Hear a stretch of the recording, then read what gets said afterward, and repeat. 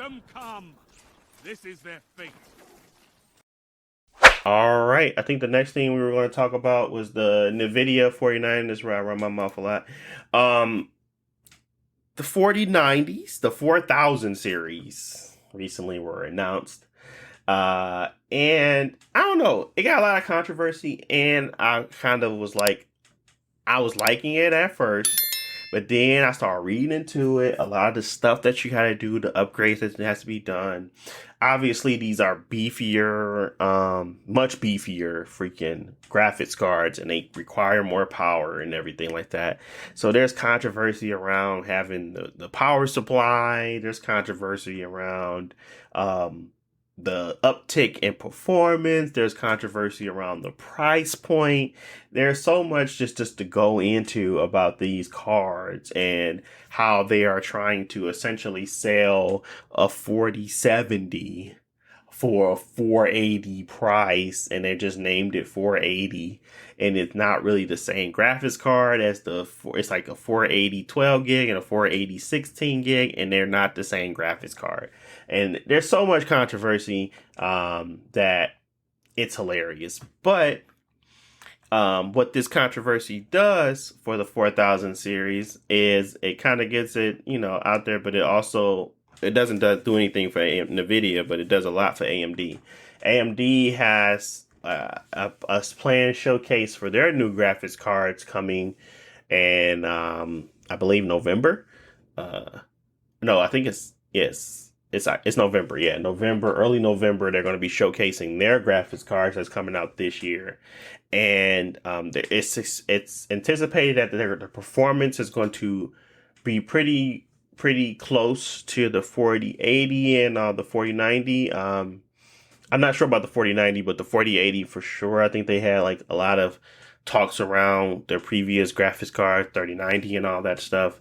They're going to have comparable cards on, which is good, because at this point now I am pretty much Team Red. I didn't really care. I was going to get a Nvidia card, but I don't think I'm gonna get a red card just yet. I might wait till the next year where they drop the more affordable options, because my Radeon 7 that I've been using since 2017 or 2016, it's not bad. I don't really game on my PC all that often, and with FSR 2.0, I was using that for Red Dead Redemption last night. I'm getting 60 frames at 1440p. I don't really care to game on it because I just have an Xbox, I have a PlayStation 5. I don't need to game on my PC. I have my Steam Deck if I really want to play PC games, and that is good enough for me. I don't really need the most high-end, PC. So I might go Team Red with my processor, change out my motherboard, because I might get the newer recently launched I think it launched yesterday or on 26th. Whatever day it is for the new processors, I'm gonna have to get me a new motherboard, and then I might be upgrading in 2 years to a better GPU. But overall, the 4000 series put their foot in their mouth kind of on the Nvidia side, because I feel like AMD is going to do the same thing they did to Intel. They're going to just overpass. They're going to pass them up. And with FSR 2.0 and everything, like the benchmarks, it's really close right now. It's not super terrible in difference in like the resolutions. And if you don't know what FSR mean, it's like their fidelity super resolution feature. It's basically their DLSS for AMD, but it's not on just Nvidia cards. I mean, it's not just on AMD cards. You can use it with a Nvidia card too. So this is like an open source super resolution, thing where anyone can use it. So it makes it more fundamentally, it's fundamentally better. Not better as in like it's a better implementation because it's on all platforms. And then it's also, it's going to have more people wanting to engage with it. So why would I not go with that? Why would I want to go with the one that requires me to have their particular hardware to use? Just doesn't make sense. So a lot of things are going into my thought process, but this was about the 4000 series cards. Um, I'm pretty sure if you're listening to this, you probably know all the specs about this card, so I'm not going to do that and give you any of that information because it just doesn't matter. The price point is truly what matters, and I believe the cards are. And I'm trying to find the pricing. Okay, the 490 is 15.99. The 480 16 gig is 11.99. The RTX, and this is all US price points, RTX 480 12 gig is 8.99.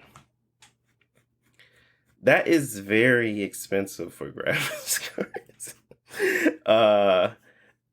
And I guess the thing that's saving them is that the 3090s and like all of those 3000 series, these are going to be trying to like three times, two times in the performance. So if you're thinking about it in that sense, those cars were very similar in price at launch. At least like $100 or so difference.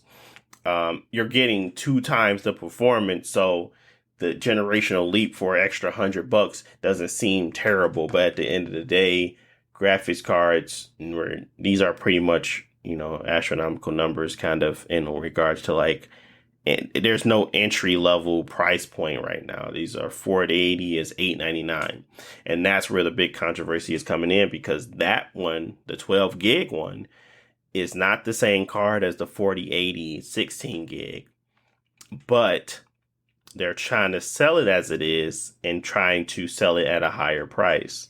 There should be a card in here that's $599 basically, and there's none. So yeah, it's just a lot of controversy, and I think it's given AMD the lane to really take over. And I don't know. Competition is good and it's great, and that's why AMD is pushing ahead in so many different avenues. But to see them try to kind of pull the wool over people's eyes, kind of just put a bad taste in your mouth, and you're like, man, I don't know. So yeah, it did. Overall, this time frame of me researching and looking up things, that did sway my decision to stick with AMD. Because I don't see them doing these same type of tactics. Like they're really focused on efficiency. So I don't feel like I'm gonna have to upgrade my power supply once I do my new processor, and whether or not I get a card down the line, I think I'm still going to be equipped because even though they're giving you better performance, they're still doing the same wattage. So there's just so much more better on their end right now that just persuades me to kind of stick with them. So yeah, and that's all I got on 4000 series though. I think it's unfortunate. It's not unfortunate because they know what they're doing, but it's just weird that to see companies like Intel, companies like Nvidia kind of drop the ball on a lot of different areas that they shouldn't be. I don't know if it's just complacency or if they're just feeling like they don't have to try. They need some skill based matchmaking, but they just seem like they don't really care. So I don't have to care to pay for your stuff, so I won't. But yeah, it's very interesting. Did you see anything about the 4000 series, or did you guys see anything about these graphics cards? Did you see the scalper Yeah. looking?